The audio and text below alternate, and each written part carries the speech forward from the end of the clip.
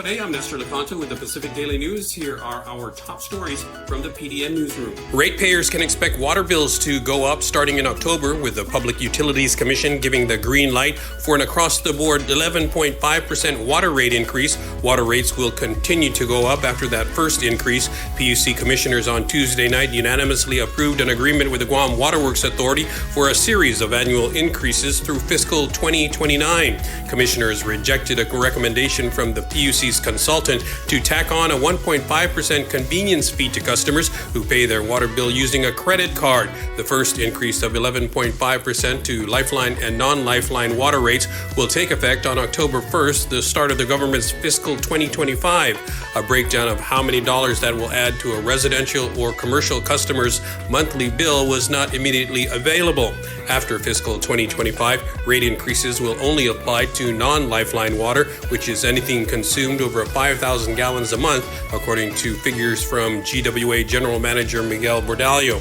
In other news, the Guam Fire Department is down to only 4 working ambulances out of its fleet of 15 as of Wednesday, while the 11 other non-operational vehicles await parts and repairs, GFD spokesperson Lieutenant Nick Garrido confirmed. Garrido said GFD is doing everything within its power to provide the best service for the community. Garrido added that the 4 working ambulances are stationed in Ostumbo, Jigo, PD, and Talofofo, and GFD continues to respond to emergencies with fire engines and rescue units.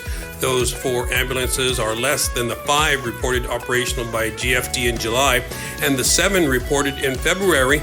Pacific Daily News files show GFD has put the ideal number of ambulances to handle emergency calls at 8. China test-fired an intercontinental ballistic missile into the Pacific Ocean on Wednesday morning, the Associated Press reported, and Leland Bettis of the Pacific Center for Island Security said the missile likely passed over Guam.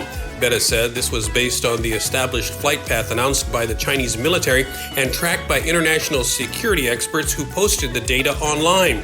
Bettis said it's nothing new in terms of capabilities for the Chinese, but it does suggest that Beijing is sending a message. The missile was at a very high altitude as it passed over Guam's general location, indicative of its range, Bettis said. At about 1:23 p.m. Wednesday, the Guam Homeland Security Office of Civil Defense issued a press release stating no immediate threat was assessed for Guam or the Marianas from the reported launch, quoting Homeland Security Advisor Esther Agagi. The AP report added that the ICBM carried a dummy warhead and fell into a designated area of the sea, the Defense Ministry said in a statement. The People's Liberation Army, as reported by AP, said it was part of routine annual training. It added the launch complied with international law and was not directed against any country or target. In other news, the first activation of the Ukudu power plant will happen before the year is out. Guam Power Authority General Manager John Benavente told members and guests of the Guam Chamber of Commerce on Wednesday. Benavente, speaking at the business organization's membership meeting, said a now completed fuel pipeline for the Ukudu plant is already being tested out. He said he just got word of plans to start hauling fuel to the plant by November, with the first firing happening by December of this year. Though Ukudu's contractor is scheduled to complete work by September 30, 2025, the plant has been anticipated to fire up for testing earlier than that and even start producing power.